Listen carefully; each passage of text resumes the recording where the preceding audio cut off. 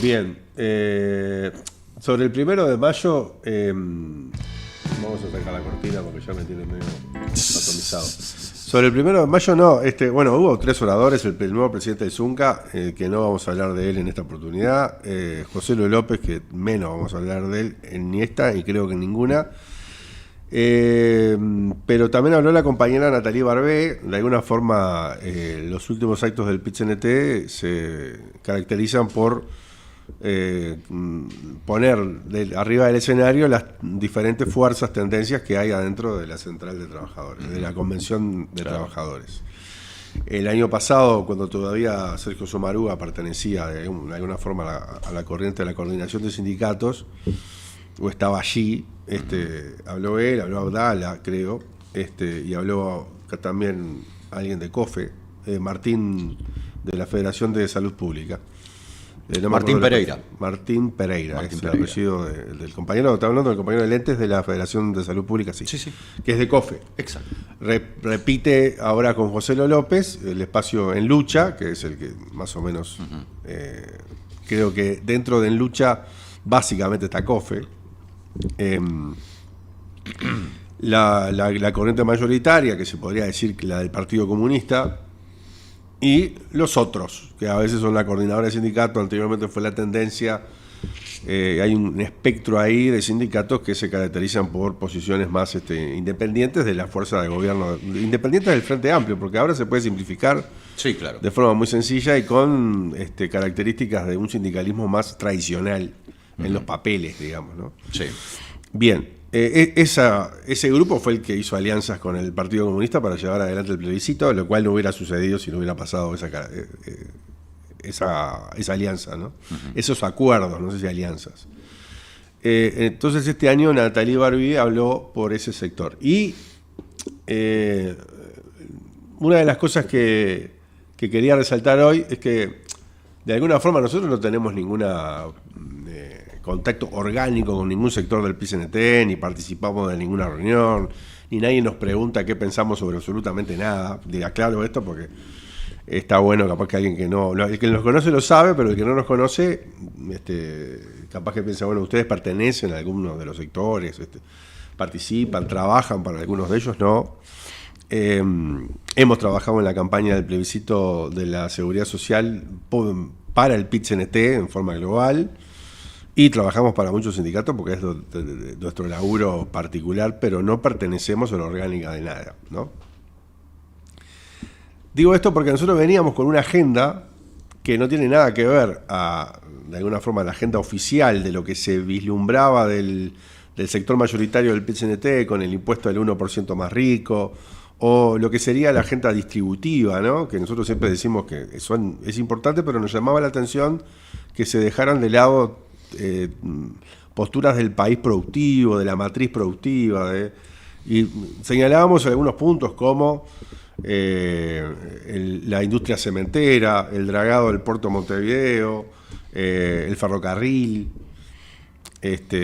y todo eso estuvo de alguna forma contemplado en el discurso de Natalie Barbé, ¿no? Entonces me quedé de alguna forma satisfecho de que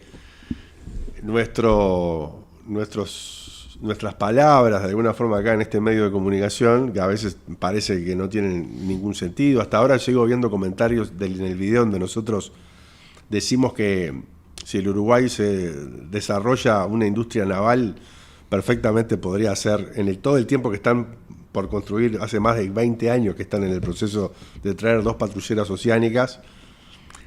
Si el Uruguay se hubiera comprometido, tal vez a esta altura, no sé si lo hubiera fabricado acá, pero sí podían haber hecho un convenio con Colombia, con Brasil, que las realizan, y que nos parece más sensato que comprarse a los chinos, a los norteamericanos, o a gente que tiene un astillero como el de Cardama, que ahora se cayó porque nunca habían hecho una. Entonces, eso les parece menos loco que yo diga que lo tiene que hacer la UTU.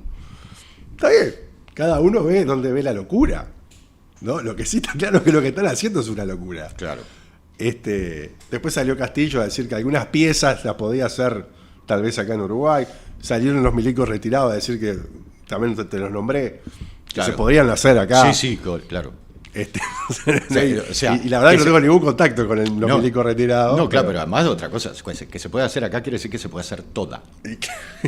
Porque lo que no, preguntábamos, no sé, está. Y la plata que se gastaron y cuánto vale. O sea, es como que no se blanquea por qué no. Bien, todo eso está arriba de la mesa cuando lo sentí realmente reflejado en el discurso de Natalie, que es una compañera que conocemos, que sabemos de su abnegación, que ahora participa del secretariado ejecutivo del PIT-CNT y que está en asuntos laborales, en la parte, capaz que le estoy agarrando el título, pero bueno, en un área que ahora puedo revisar y decirles, pero que es muy importante. Y sabemos de su integridad, de lo que ha militado para que el tema de la seguridad social estuviera en el tapete. Y ayer en el discurso usó solamente unos minutitos al final para hablar de su área. Y esto lo quiero también unir a lo que decía Pascual Muñoz el lunes pasado, donde hablaba que la herencia de ese anarcosindicalismo o esa tradición obrera que fue tan incipiente a principios del siglo XX, cuando yo le pregunté dónde podía estar hoy, y él decía, está en la conexión de los conflictos, en tratar de unir a los que luchan y a los que siguen pregonando por un sistema distinto. Quiero reivindicar que esta compañera que sube al estrado, llevada y impulsada por su sindicato de base de los trabajadores, de la Asociación de Trabajadores de la Seguridad Social, apenas usó unos minutos al final para hacer algunos gritos de arenga contra el pacto social y en favor de mantener en alto las banderas de lo que llevó a 1 millón de personas a votar en contra de la SAFAP, entre otras cosas, y usó todo el resto para enumerar los conflictos que tiene la gente del sindicato de los gráficos, que son personas que no son mencionadas, la situación del ferrocarril, la situación de las cementeras, la situación de la precarización laboral, también de los trabajadores que están en peores circunstancias. Y eso creo que es parte de eso que decía Pascual Muñoz, ¿no? De amalgamar los conflictos, unirlos, darle un sentido y darle una voz arriba del estrado, ¿no? Yo arriba, capaz que estuviste buscando Sí, claro, ese es que le habías invocado, es conflictos y relaciones laborales. Conflicto, pero me faltaba esa palabra que era clave, ¿no? Porque vamos a seleccionar de forma capaz que bastante casera acá, porque no hice los cortes del video. Tengo anotados los minutos. La participación de Natalie Barbier en 3 temas que quería conversar con ustedes, que quería que lo escucharan y poder analizarlos juntos. Uh-huh. De este acto del 1 de mayo. Tengo que cambiar acá el enlace de esto, que ya lo voy a hacer. Esto es, no puedo decir que es Radio Verdad, porque no estamos haciendo radio. Esto es streaming. YouTube, ¿verdad? Esto es streaming verdad. Ahí va. En este caso es el minuto 2:20. Vamos a escuchar acá.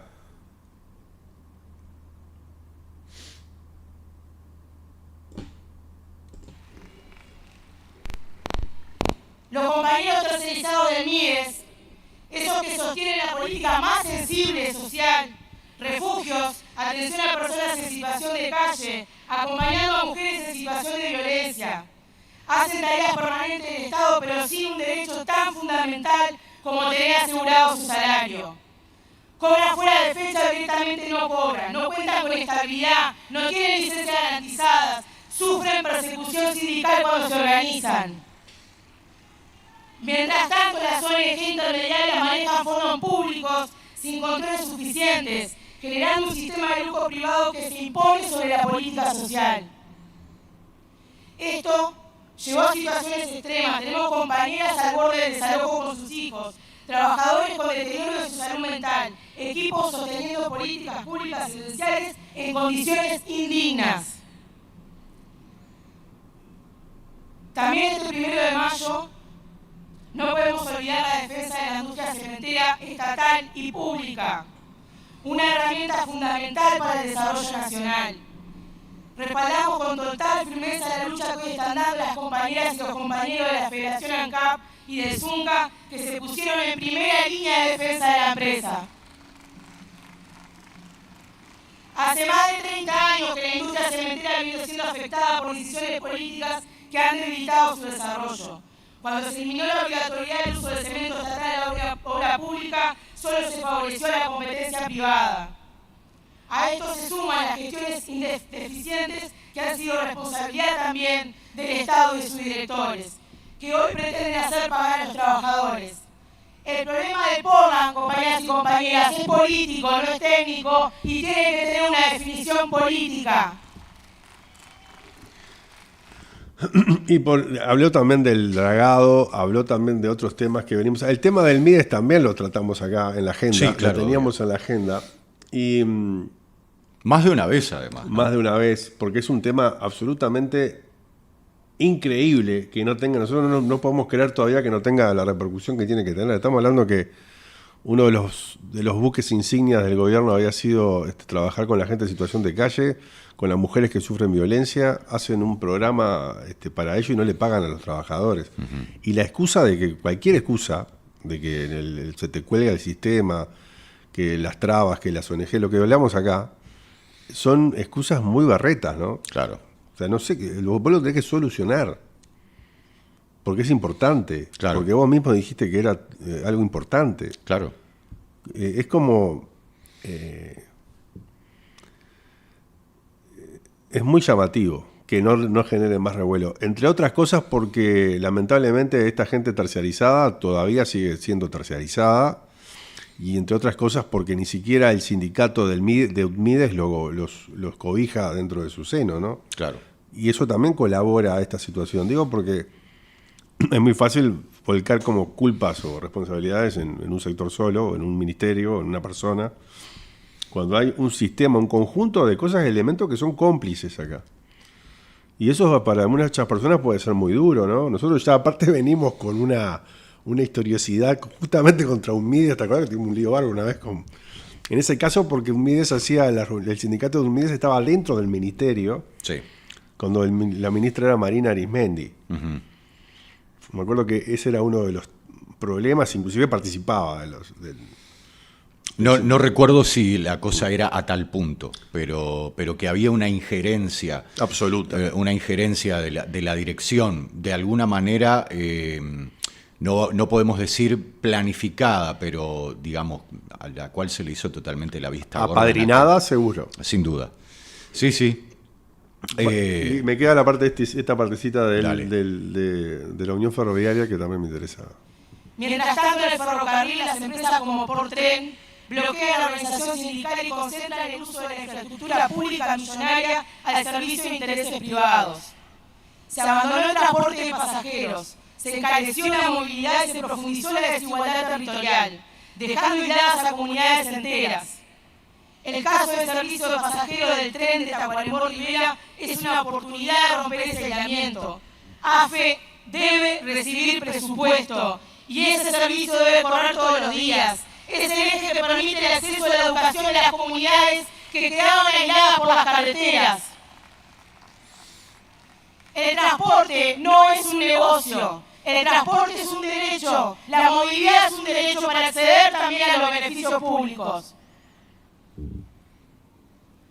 Como vemos, compañeras y compañeros, las empresas públicas son una y otra vez atacadas por el intento de privatización, de vaciamiento y precarización. Debemos fomentar el desarrollo principalmente en donde se brindan derechos fundamentales a nuestra población. Los servicios públicos son un derecho y las empresas públicas son las que los garantizan. Bien, sobre esto, alguno me ha dicho... La falta de controles genera situaciones como la empresa tabacalera Megagroup. Bueno, ahí vemos que sigue nombrando cosas que no están en la agenda de la claro. Central de Trabajadores, ¿no? Conflictos concretos, tabacaleras, ¿no? Claro. Parece de otra época, de otro país. Y en contraste de esto, uno de los pequeños pedazos que pude ver de José López hablaba de la modernización, ¿no? ¿Te acordás que cuando nosotros entrevistamos a Fernando Pereira, sí, nos dijo la única nota que le hicimos, hicimos dos entrevistas, cuando era un presidente de Estados Unidos? Presidente creo que está rumbeado, está intentando. Marco Rubio y Pereira. Claro, eso Te digo más. Agarra, si se lo ofrecen, agarra. No, por supuesto, pero además otra cosa, si lo dejas al lobby sionista estudiar un poco más la cosa, es Fernando Pereira presidente, Marco Rubio vice. Fernando Pereira es un tipo que sabe operar. Fernando Pereira, cuando era presidente. Marco Rubio no sabe hacer la O con un vaso, es un cuando desastre. Fernando Pereira era presidente del PIT-CNT, le hicimos una nota y yo le pregunté qué estaba haciendo, me dijo que estaba leyendo un libro sobre la incidencia de la inteligencia artificial. ¿Vos te acordás de eso? Sí, pero no sé si... Ojo el micrófono cuando tosés que Perdón, satura. no sé si... Estaba leyendo un libro sobre la incidencia de la inteligencia artificial. ¿Estás seguro que era la inteligencia artificial? Porque si no me equivoco, la entrevista fue en 2018-2019. Y si bien la inteligencia artificial ya se estaba usando, creo que él hablaba de nuevas tecnologías. No sé si... Digo porque es la amplitud del concepto me parece... Yo estoy casi seguro que sí, y que tenía que ver, pero igual, si no era la inteligencia artificial y eran las nuevas tecnologías, lo que quería decir era que estaba preocupado por el futuro de la incidencia de las nuevas herramientas de robótica, y hablamos un poco de eso, de cómo iba a incidir y cómo se tenía que adaptar el sindicalismo a esas nuevas realidades, ¿no? Pero nuevas realidades que no podían ser ni siquiera como cuestionadas, ¿no? Claro. Y José Luis López ayer hablaba también en ese sentido, de cómo el PIT-CNT tenía que empezar a asimilar una especie de afiliación de personas que ahora no estaban siendo contempladas. Por ejemplo, las personas que tenían un pequeño comercio y explotaban a otra, que históricamente se las consideraban como pequeños explotadores, pero que para él no lo eran y que tenían que ser cobijadas por el PIT-CNT. Y dio ese ejemplo, ¿no? Por ejemplo, yo tengo un almacén, contrato a 3 gurises del barrio, los exploto, pero yo también soy un trabajador y tenía que contemplarme, por supuesto, también las personas que tienen algún sentido de dependencia, que trabajan para empresas mayores, aunque sean empresarios. El PIT-CNT está con problemas de caja. Entonces, pero bueno, yo creo que además está con problemas de identidad. Pero creo que eso lo que marca es una agenda de lo que sería el sector más moderado, que se autopercibe como el más moderno, además, ¿no? Decir, bueno, acá el mundo está pasando por esto, tenemos que adaptarnos, y creo que eso desemboca en reivindicaciones que tienen que ver con no cuestionar el sistema, sino tratar de profundizar lo que es la política de redistribución, ¿no? Escuchamos a Fabio Riverón hablando de la renta básica universal, el 1% a los más ricos, etcétera. Ya lo hemos mencionado muchas veces esa agenda, y queda este grupo de lo que sería el espacio más radical, coloquialmente, sosteniendo banderas que antes eran las banderas, creo yo, del oficialismo del PIT-CNT, porque reivindicar las empresas públicas, la industria nacional, la inversión pública, son de alguna forma un corrimiento a ocupar ese espacio que queda como vacío, ¿no? Y estamos hablando que ese mismo espacio, históricamente, el espacio más radical, el espacio de la tendencia clasista combativa o de la coordinadora de los 8, si vos vas para atrás, tampoco tenían esas banderas. De alguna forma reivindicaban la emancipación de la clase, no estaban muy preocupados con hacer rentable la industria cementera. Entonces, como que todo se fue corriendo. Y esto lo digo con la intención en el futuro de poder debatir con estos compañeros, ¿no? Porque yo estoy diciendo algo que estoy consciente de que puede generar también, ¿no? Epa, ¿qué pasó, amigo? No era que estaba todo bien recién y éramos amigos. Bueno, pero bueno, ustedes ya saben que nosotros somos, si nos quieren de amigos, tienen que estar dispuestos a 2x3 a discutir cosas que no son muy cómodas. Capaz que nos dan una paliza, vienen acá. Espero que Ojalá sea ideológica y verbal y no literal, aunque la remamos con mi primo. Claro, remamos, exactamente. Espalda con espalda. Hemos remado. Pero no, hablando en serio, sabemos que esta discusión seguramente hasta esté presente en los foros y en las tertulias de estos compañeros, bueno, cuáles son los lugares que estamos ocupando y por qué. Yo no digo que esté mal, además, y estoy seguro que con el tiempo me fui como acostumbrando a pensar que tal vez todos esos espacios tienen algún porqué, tienen un porqué están ocupados. O sea, capaz que yo elijo qué lugar ocupar y cuáles no. Entiendo por qué existen los burócratas, entiendo por qué existe esta gente que está preocupada por el futuro y quiere modernizar, entiendo por qué queda un espacio vacío ahí en defensa de las empresas públicas y de la productividad que se está ocupando por este espacio. Además, entiendo que yo me siento, y lo hemos dicho, más cómodo en ese lugar, y entiendo que vale más la pena luchar por eso que por lo otro, que a mí me suena que, también lo dije con todo respeto, que la renta básica universal tendría que luchar la Iglesia Católica, los partidos, los sectores más progresistas del Partido Nacional, el Foro Ballista, porque suena más a eso, ¿no? Decir, bueno, che, se están llenando de plata, hay que darle unos mangos acá para que no se muera de hambre esta gente y no haga una revuelta mañana. Sin embargo, bueno, lo está también sosteniendo amplios sectores de izquierda y la agenda oficial del PCNT como si fuera realmente la salida, la agenda más importante de llevar adelante.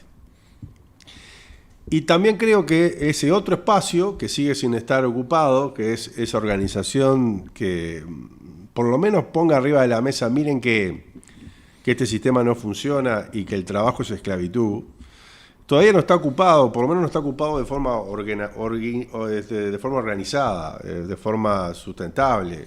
Hay muchas cabezas seguramente que estén por allí pensando esas cosas y tal vez no exista todavía el sujeto donde esa idea se pueda alimentar, ¿no? Pero siempre está latente, ¿no? Siempre está latente y siempre está presente y no es tan grave que a veces los espacios queden vacíos y a veces cuando quedan vacíos se transforman en una oportunidad, ¿no? A veces el poder ocupa espacios solamente para que nadie los ocupe, ¿no? Con discursos, diciendo, bueno, 2 por 3, tiramos un par de gritos, parece que ocupamos este lugar, con el tiempo es imposible de poder sostenerlo, ¿no? Uh-huh. Por ejemplo, me imagino que el MPP, ese es un buen ejemplo, ¿no? Que con el tiempo va a poder sostener mucho menos, por ejemplo, su discurso antiimperialista, que lo tuvo, o lo tiene, o lo ha tenido, cuando tiene que salir a lidiar con que con el presidente de la República, que es de su sector, hace estos papelones después arriba de un transbordador norteamericano. Y ya empiece lo que estamos viviendo es esa transición del MPP a un discurso nuevo, ¿no? Que por eso duele y hay tanta gente dolida, porque tienen que dejar de lado otras cosas que ya no las pueden sostener. Uh-huh. Ya no pueden ni siquiera ponerlo arriba en el discurso, no lo pueden ni siquiera decir de forma testimonial. Uh-huh. Porque ya no se sostiene por sus propios hechos y acciones y sus responsabilidades, ¿no? Es lo mismo estar en la oposición que asumir, como nunca asumió el MPP, estos grados de exposición al poder, ¿no? Son la fuerza política sin dudas más relevante, con más peso, con más votos. Y bueno, eso tenés que hacerte cargo de eso. El tema es que la situación de Orsi en concreto con respecto al MPP, el MPP me parece que está en un momento de, llamémosle, no sé si decir reestructuración, me parece que está habiendo fracturas y se están empezando como a asomar algunas cosas. Por ejemplo, Orsi, para mí claramente si hay algo que ha dejado claro desde que asumió la presidencia hasta ahora, es que no es el presidente, o sea, no es el candidato surgido del Frente Amplio. No está dispuesto a responder absolutamente nada. Entonces, lo vemos incluso en la gente que a lo largo de este tiempo le ha dado el espaldarazo, ¿no? Gabriel Pereira, Julio María Sanguinetti, todos los que han salido a darle el espaldarazo a Orsi, aprovechando, por supuesto, para botijearlo un poco, ¿no? Lo mismo, es de la derecha. No hay en el progresismo un discurso que intente rescatar a Orsi, que intente acomodarlo un poco dentro de la dinámica progresista. Al contrario, lo que vimos es, frente amplistas tenemos que hablar, ¿no? Casi que unos meses después de asumido, ¿no? O sea, y nada me da la impresión a mí de que eso vaya a terminar. O sea, ahora el debate habrá bajado un poco en función de que me parece que también responde a qué tanto la sociedad uruguaya o algunos integrantes de la sociedad uruguaya se escandalizan o necesitan manifestar su agobio por el genocidio en Gaza, que me parece que es un tema que le está partiendo el espinazo. al Frente Amplio. Entonces me parece que Orsi, o sea, lo que sí está claro es eso, Orsi no es un presidente surgido del Frente Amplio. O sea, digamos, en los papeles sí, los votos vinieron de ahí, pero no responde en absoluto, no responde ni siquiera a los lineamientos, ni siquiera responde a la mesa política, que me parece que viene haciendo unas cabriolas bárbaras para intentar conciliar una cosa y otra, ¿no? Entonces, eso me parece que es importante. El MPP, a su vez, me parece que está, de lo que yo vengo viendo, entre los conocidos de siempre y los militantes de siempre, que no son conocidos de siempre, pero que están ahí y son parte de la estructura militante del MPP, ahí la cosa la veo muy dividida. La veo muy dividida porque en la militancia del MPP, en la militancia ideológica del MPP, veo un fervor enorme en favor de la causa antiimperialista, totalmente comprometidos con Cuba, totalmente comprometidos con Venezuela. Además, creo que en un principio también como que habían... mencionaban un poco más el genocidio en Gaza, ahora están enfocados ahí, o sea, están haciendo, como foco, lo cual me parece que no está mal, porque no quiere decir, o sea, por lo menos quien los sigue sabe que no son insensibles, pero lo que yo veo es eso, es como una especie de resquebrajamiento. La dirigencia del MPP está literalmente pendiendo de una cuerda en el Palacio de Versalles, pronta a ser engullida por cualquier lobby. Están en una situación de extrema debilidad. Y me parece que no... O sea, vos los ves y... un político, vamos a pensar en esto, un político es ante todo alguien que labura de político. ¿Entendés? O sea, es una persona que está protegiendo ante todo su laburo. Pero además, lo que le gusta, lo que lo alimenta es la influencia. Alguna gente le dice poder, yo diría que es más amplio el tema, es la influencia, la capacidad de influir. Y ahí veo que hay un tema, porque evidentemente para garantizar eso, una parte importante de la dirigencia se va a tener que o bien irse del partido o va a tener que hacer una trapisonda muy extraña. O sea, ahí yo veo a futuro cambios importantes. Bien, voy a por otra ronda de mensajes. Joselo habla de meter sectores a la CNT y no habla de que los funcionarios no tenemos ni guantes ni de goma para atender los servicios, no tenemos enfermeros para los crónicos en 24 horas, etcétera. Acá alguien que su usuario es Los Musgos, dice: buenas tardes, buenas noches, ¿qué opinan de la renta básica universal? Bueno, yo creo que ya más o menos opinamos. Es igual algo hacemos. Es algo que se viene planteando hace tiempo, pero me da la sensación que últimamente lo escucho en más lugares. Y acá dice Alberto Méndez, dice, de alguna forma le contesta a Los Musgos, dice: renta básica para seguir viviendo de préstamos internacionales que fomenten industrias, son políticos bananeros, dice Alberto. Antes de pasar al siguiente, déjame hacer un par de salvedades. No son préstamos internacionales, son bonos del Tesoro que compran ricos uruguayos, millonarios uruguayos de todo tipo, sociedades anónimas uruguayas y extranjeras, entre ellas BlackRock, por decir uno de entre tantos. Y sí, claro, el objetivo es ese, es todo lo que ayude a aumentar la deuda, bienvenido sea, esa es la clave. Sí, es que también creo que lo habías dicho hace unos tiempos, Sí. cuando empezamos a hablar de la agenda esta Exacto.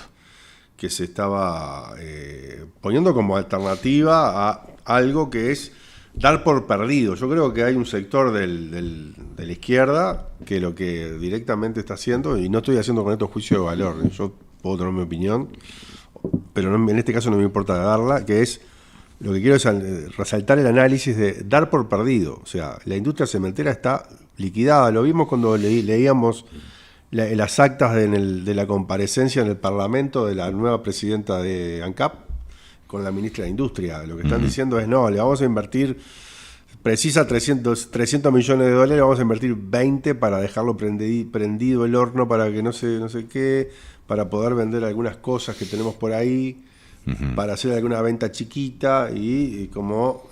bueno, ahora FANCAP lo dice con todas las letras, ¿no? Que es, los otros lo querían cerrar del todo y ustedes lo quieren cerrar de a poco. Claro.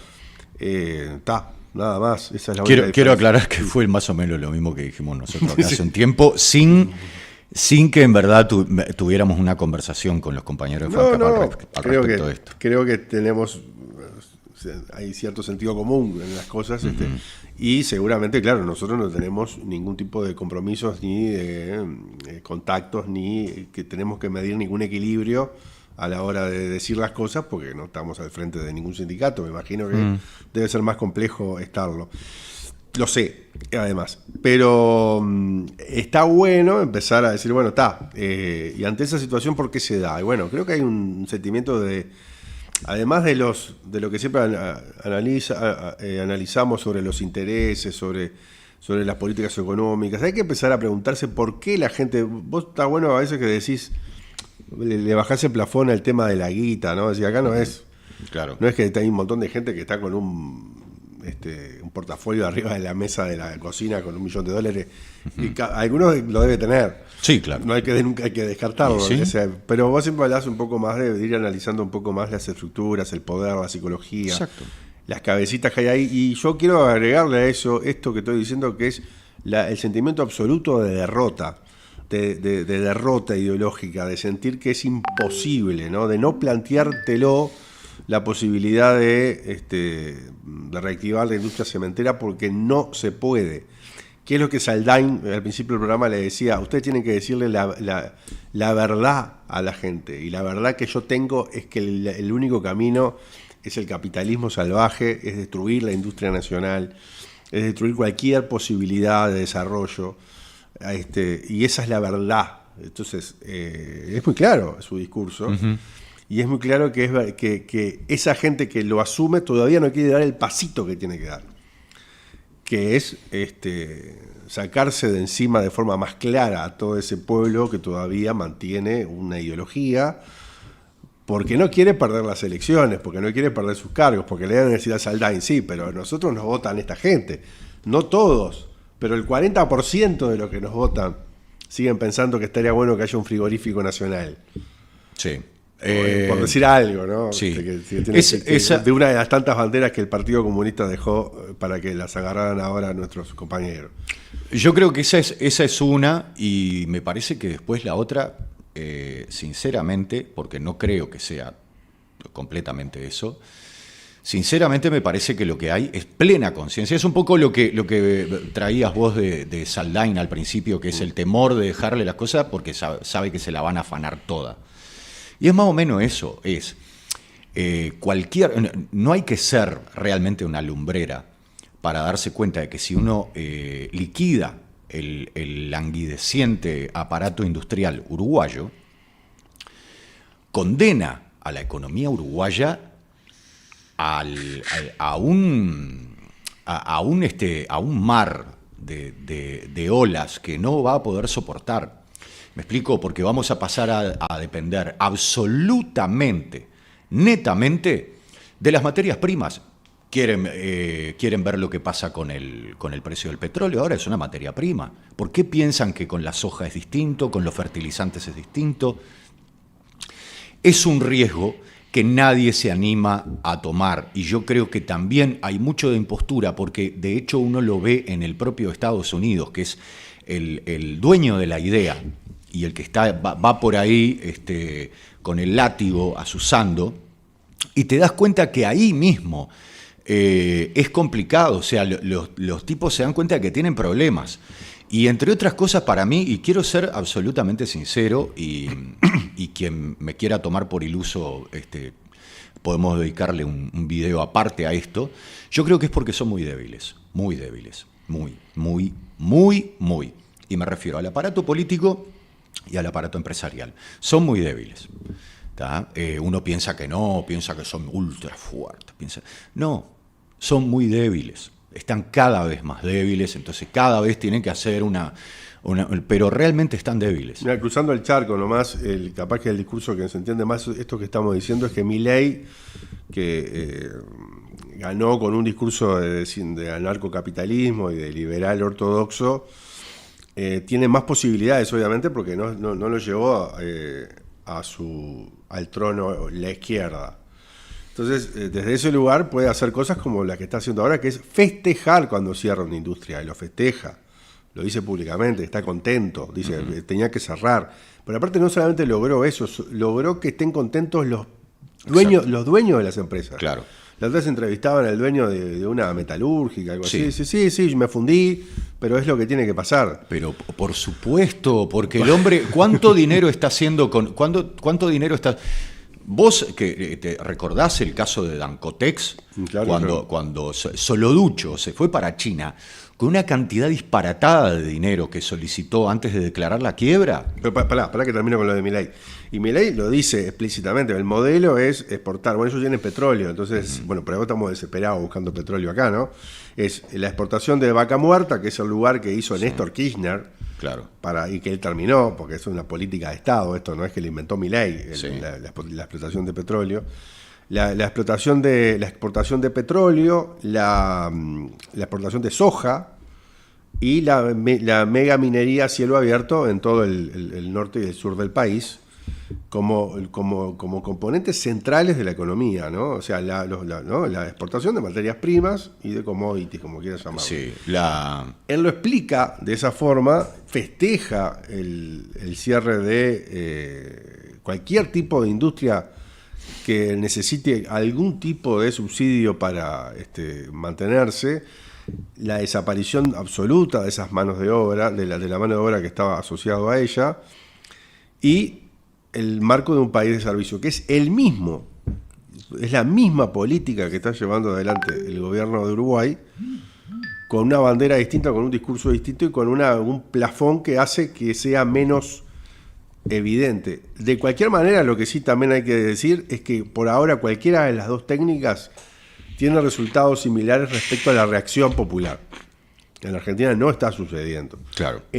Tal vez en eso me equivoqué. Yo pensaba, que no sé si lo dije, pero lo pensaba, que el plantearlo de forma más sangrienta y más carnal en un pueblo como el argentino, que estamos acostumbrados al estallido social periódicamente, no ha sucedido. Y la verdad que me llama bastante la atención. A mí me parece un buen comienzo ese, porque el tema es, si vos te pones a pensar la enorme cantidad de decepciones que ha sufrido el pueblo argentino tras todo lo que ha bancado, tras todo lo que ha sufrido, me parece que no está mal que de repente digan, ¿sabes qué? Ahora me voy a quedar un rato tranquilo en casa y voy a sentarme a ver qué pasa.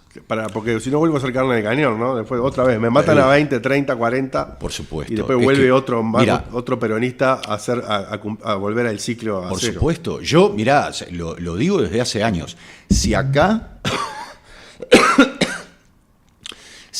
y lo digo así tranquilamente, después de todo lo que vi con respecto al tema desaparecidos en Uruguay, si acá hay una dictadura, pero ni por asomo piensen que yo me voy a sumar a una resistencia armada de la misma o lo que sea. ¿Ustedes piensan que yo voy a exponer a mi hijo a que sufra lo que están sufriendo madres y familiares desde hace décadas para ser traicionados por cuanto gobierno, por cuanto presidente hubo? No, la verdad lo pienso. Y en ningún momento quiero desmerecer la lucha de madres y familiares. En ningún momento. Porque me parece de lo más digno que queda en Uruguay. Pero yo claramente la voy a pensar de otra manera. Porque el problema acá es que después aparece una estructura política que no solamente no te defiende, sino que te usa y te tira, sinceramente. Entre otras cosas, no sé.